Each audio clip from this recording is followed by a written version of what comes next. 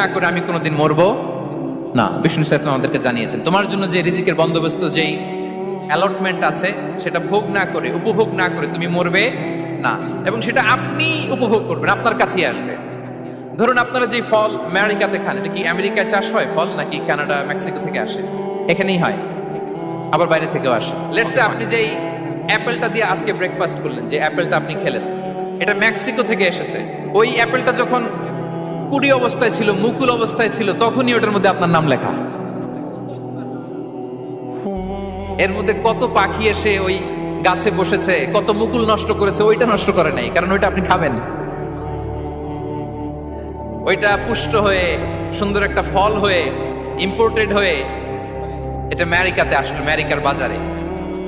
অনেক মানুষ ওই ফলটা সুপার মার্কেটে যে ধরে চড়ে নেড়ে আবার রেখে দিয়ে চলে গেছে, নেয় নেই। ওইটা সে খাবে না, কারণ ওইটা আপনার রিজিকে লেখা।